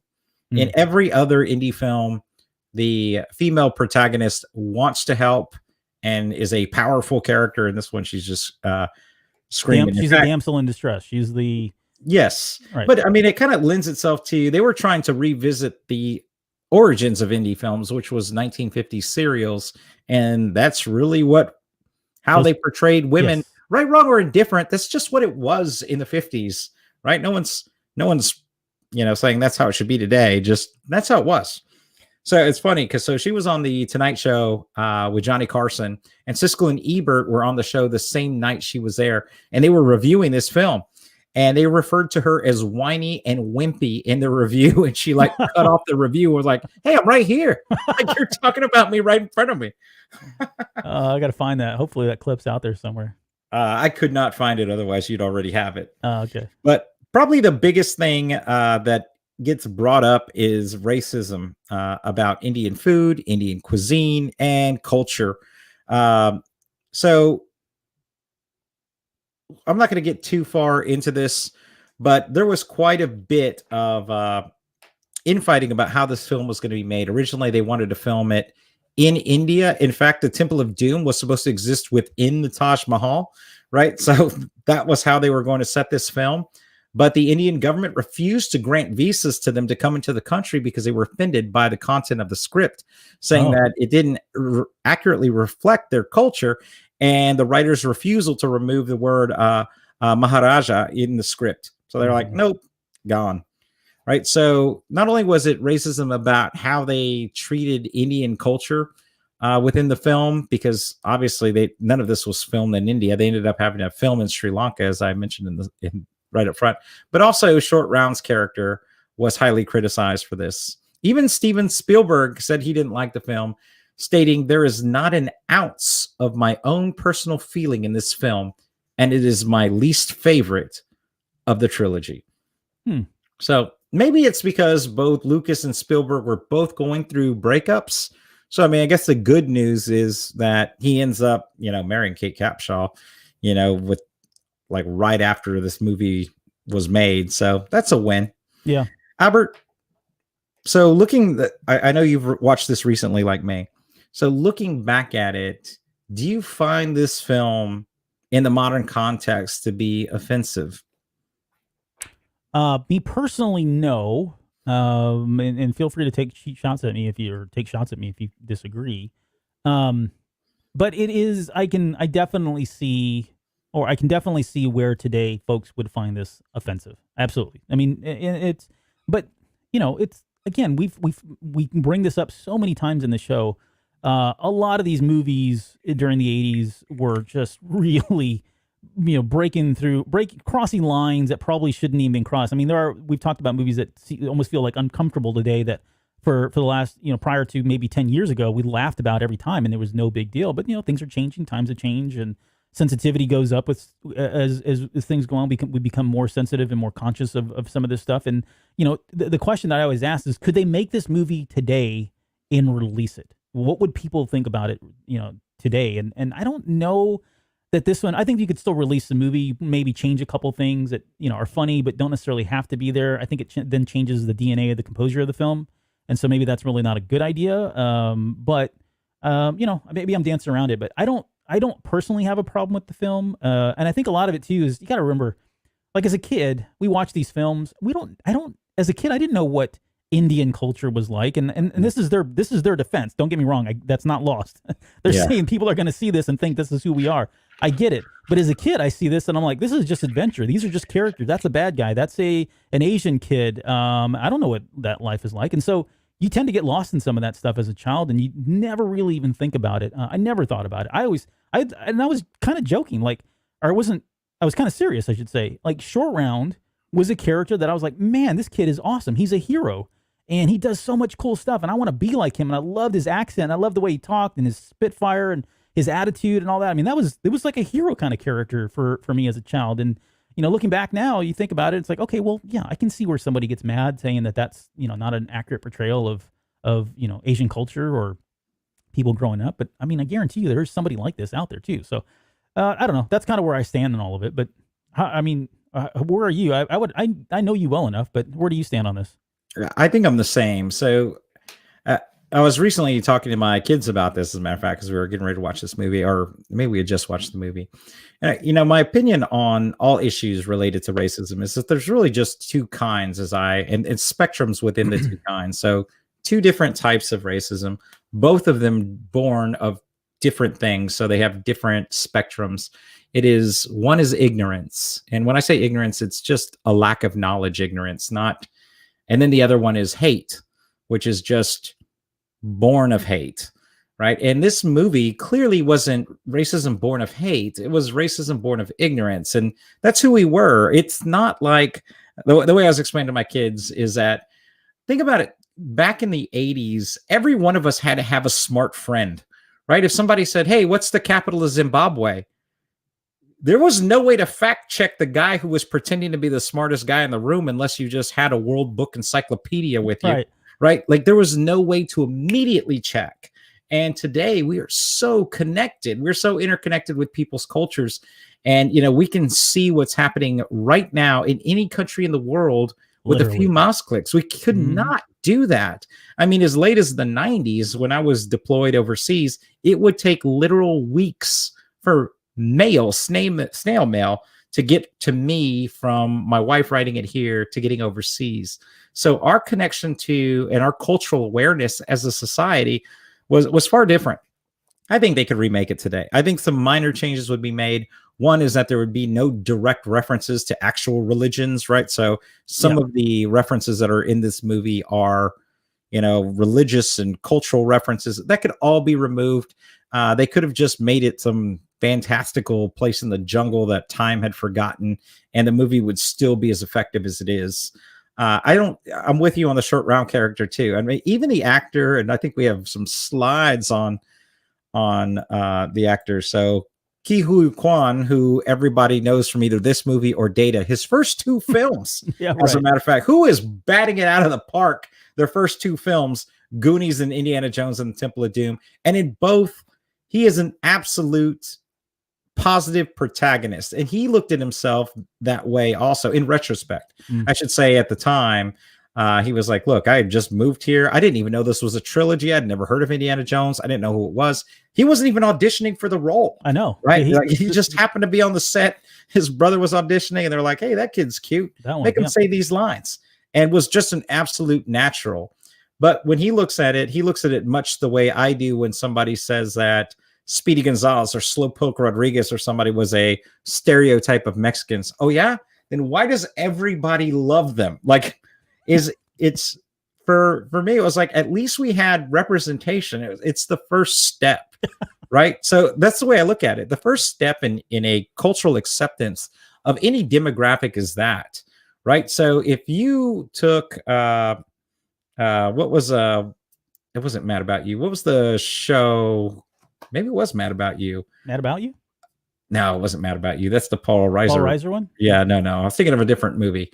But think about early portrayals of even like gay people in TV and cinema. They were stereotypes. That is not how everybody acted. You know, that's just what played well, right? We're making the birdcage. Basically, every gay character in the 90s was someone from the birdcage until Philadelphia.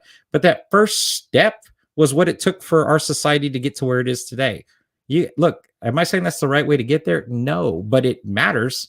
And I will say that I do think that for us being just young kids at the time, and even today, this is a funny film. And, you know, it's interesting because, you know, Albert and I both, well, at least me, like to do all the voices whenever we're doing a line from a movie. And I'm like, how are we going to do all these lines? We're just not going to be able to do any of Short Round's lines because I don't want to offend anybody. So I was like, I got to find every Giphy I can that just has them already lined out so we don't have to. Hey, Wow, Albert, how you holy feel about smoke. No, I love these lines. No fun. Play with you, no fun. Like those, I mean, there was... You cheated, Dr. Jones. You call him Dr. Jones, girl, Dr. Jones, doll. He's got all the best. He steals every Everything. scene in this movie, bar none. Nice. All right, what's going on here? Oh, it's another. Or did you have Gunter more? game. Did you have more on? No. I mean, don't get me wrong. You know, we could talk about Temple of Doom all night, but let's get to a Gunter game. You were going to tell me a little about the quote there before we got into the Gunter game, or do you have that later? What quote? Oh, Kali Ma shocked today. Yeah. I don't know if I said that right or not. How would we know? Exactly. See, point made. No, I want. So we named the show after this. So I thought, well, it'd be relevant that we at least talk about where, what that actually means. And there's actually someone's taken that whole scene and they've translated it all, which is pretty interesting. But just focusing on Kali Ma shocked today, which translates into Mother Kali, give me power. The me is implied. So Mother Kali, give me power. So Kali is an incarnation of Parvati, who is the wife of Shiv, and Shiv is the god of destruction, I think, where they got Shiv Palpatine, not to bring Star Wars back into it, but that's kind of where it came from.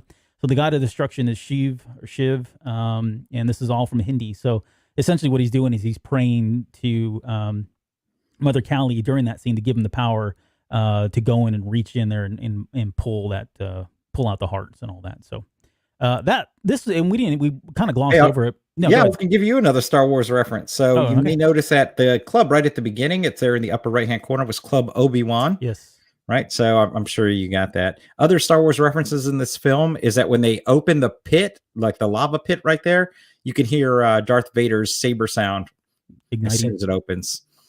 So those were the only Star Wars references I could find for you. I do know that the early drafts of this not only did it have the monkey prince fight, but also was going to be him discovering this society in this hidden valley of dinosaurs, but they opted not to go that route either. Before you do the game here, like what were the big standout moments for you? Like I know someone mentioned, who was it? Someone mentioned the intro being great, and I think that's kind of key. That's real. There's a lot of adrenaline there, and this anything goes scene and the song and all that. Even the way he filmed that with the vial getting kicked around and stuff, just the filming, the way Spielberg worked the cameras on that was all great stuff. But for you, what are some of the bigger moments to stand out apart from the one-liners and stuff from like Short Round? Okay, so obviously the dinner scene, right? And the dinner scene was actually added because there was supposed to be this biplane scene in it, but they needed to cut like $5 million off the budget. So they removed that, placed the dinner scene in there. And I remember that just absolutely freaking me out. And yes, as a child, that's exactly what I thought Indian people ate until I was like old enough to meet someone from India. They're like, that movie's insane. You're an idiot. Chilled monkey brains, snake surprise. Is those stereotypes are not limited to us or to them. It's us too. Like I'll go to the UK or I'll go somewhere in Europe and they'll be like, hey, do you own a horse? Do you have a bunch of guns? Granted, I have a lot of guns, but I mean, that's neither here nor there, but there's just these assumptions. And those assumptions, it's funny, exist even in the United States.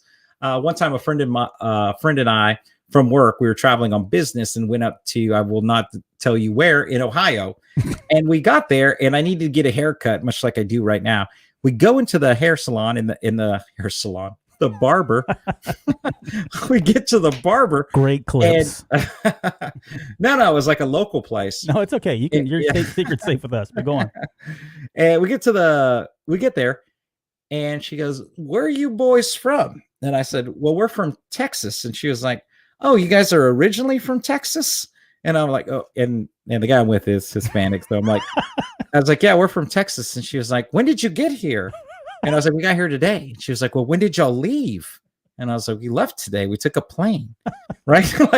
And it blew her mind that we somehow found a way to get up there. That wasn't on burro. From our lowly stature, like we weren't riding donkeys across the plane. It's funny because I ask for anytime I travel, I always ask for recommendations for local cuisine. What's your best local restaurant? Because you get sick of going to like chains and you want to get a taste and flavor for the community you're going to. And this place, I go in there and I'm like, "Hey, what's a great local restaurant?" And she goes, "Well, we do just open this local restaurant called Olive Garden." And I'm like, "No, that's a change." She was like, "Nope."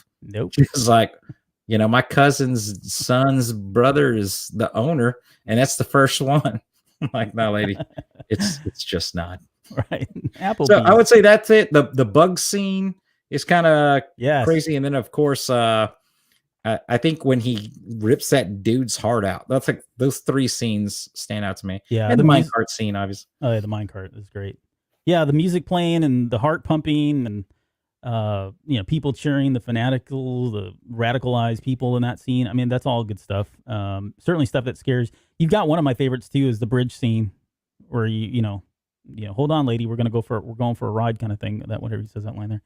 Yeah, it's fascinating how they did that too. They just happened to be filming this about 2 miles from an engineering school, right? So there's this school of mechanical engineers, and they're building this bridge, and they don't know how they're going to do it. So they task people from that engineering school to come out and build the bridge, and then test the bridge and figure out ways for them to do it. A lot of practical effects were set here. Like this was the first film where if you notice, when all of the thuggies fall off of it, and they're called that.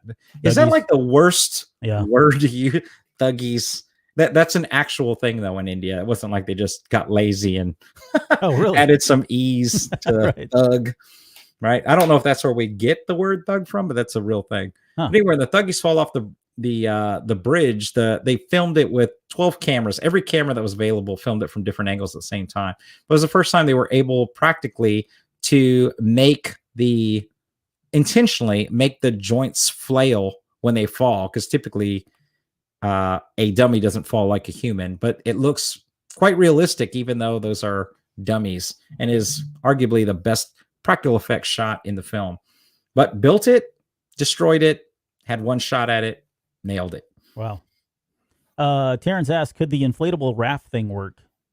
That was a Mythbusters episode. Yeah, he knows that. Terrence knew that.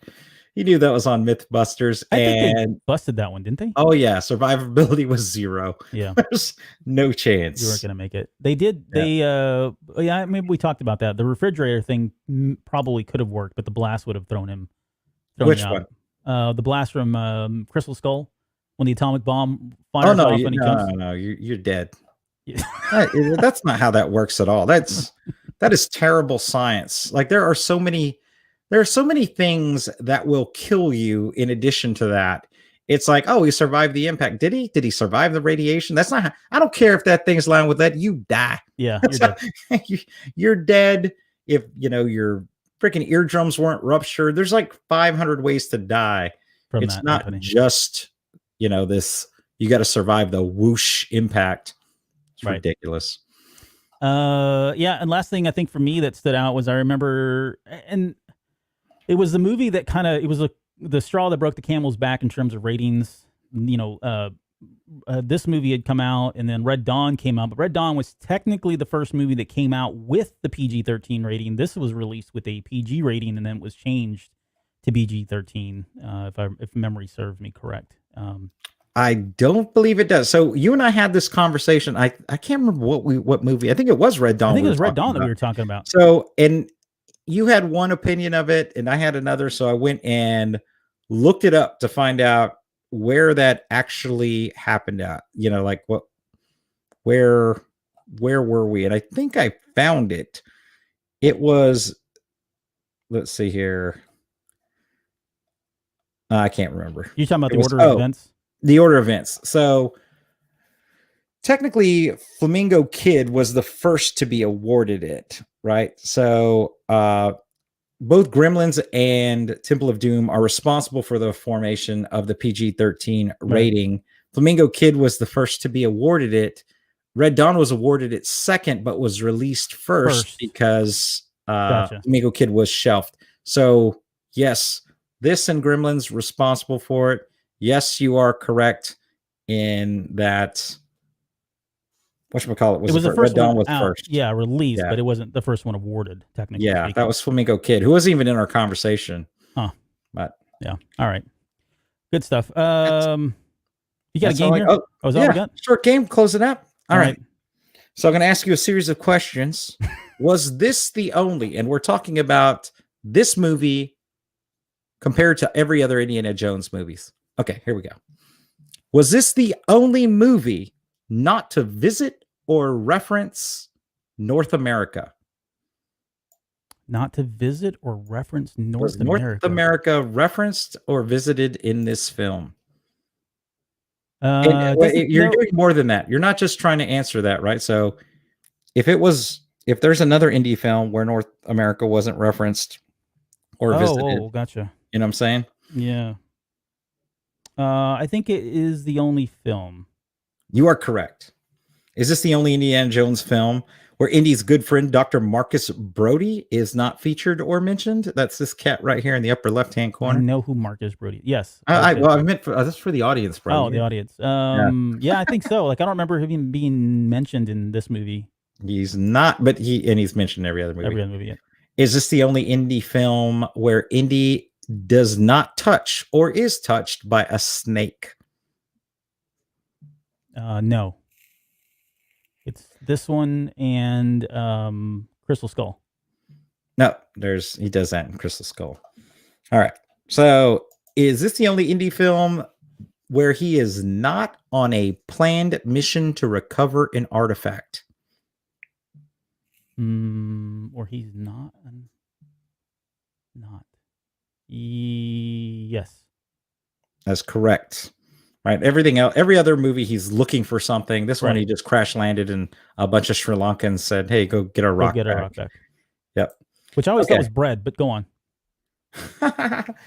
Is this the only indie film to be banned in multiple countries? Ooh. I'm gonna say yes. Yes. The answer to all of them were yes. Oh, I didn't I didn't pick that up. I thought you were going to get it by the third one. I was like, is he really thinking? No, I'm really because we usually do that. Yes, we try to make them easy. You normally tell me, like we usually preface it with, don't think too hard on this. Wink, wink, nod, nod. Follow me. No. Hey, I hope you didn't think too hard on that. I was. I was like literally running through lines of dialogue. Trying to remember. I threw this in there at the very end. So there is a person named Zaxploitation at Zaxploitation. He is a very gifted artist on Instagram and posts all kinds of stuff. It's all movie related, Star Wars, Indiana Jones, you name it, whatever. And he does these mashups too, really good, great stuff. But he just released these this week, so just coincidentally enough. And we would not have had these had we done the show on the right time. Thank you for calling us out, JR. Appreciate that. But yeah, he did these. So watch for these like warning signs. Watch for falling rafts, which has got the raft flying coming out of the vehicle there. These are all yellow and black for anybody that's listening and not seeing the show. He's got a warning sign that says "Prepare to meet Kali," and Indy holding a sword up, ready to break the bridge. The one down there at the bottom says "Caution: Product may contain monkey brains," which has, a sketch there or silhouette of the monkey. Anyways, this is good stuff. Follow him. A shout out to him. He does great stuff. I mean, every day it's like he's cranking out stuff one way or the other that are really good mashups or just nods to some of the movies that we all grew up with kids. As kids. And that's all we got. That's the show. That's it. man. Look at us. Did it. We've got next week, before we get out of here, first off, thank you for everybody that joined us live and for anybody that just stopped in to listen and watch. I meant to promote it a little bit more and I didn't get a chance to. So we'll be back next week to, again, pick up part 2 of episode 1. And so we've already stepped through all of the narrative, so we won't be doing that. We're going to just jump right into the pop culture references. So we've got Wakanda on here. We'll talk about that. I need to add Duran Duran because I forgot all about that one. So Duran Duran, it's largely a music episode. It is. I think almost everything we're going to be talking about is music, which is going to be a pretty big theme throughout the book. With the new music drop, the way he did the needle drop throughout the book, there is a ton of music references. And I'm going to tell you right now, I'm going to go ahead and warn you now. There's going to be probably 9 hours of this show that's going to be about Prince. There's just no way around it. There are whole chapters with no references except for Prince. Yep. Many chapters. I think it's 4 total minimum, maybe even 5 with Prince stuff. So yeah, good point. But we'll talk about Huey Lewis in the News, Talking Heads, Flock of Seagulls, Timbuk 3, Kansas, Joan Jett, and Depeche Mode. Just can't get enough. So all of those will be here next week on our music episode. So yeah, again, thank you for everybody that joined us tonight, that watched the live show. Thank you for subscribing to the podcast and certainly the YouTube channel. Hopefully you guys are enjoying this stuff. I guess any final words of wisdom before we get out of here? See you next week. Okay, with that, we will very much do so. What that was. You got dogs screaming in the background. We got to get out of here. Things are falling apart. See you later.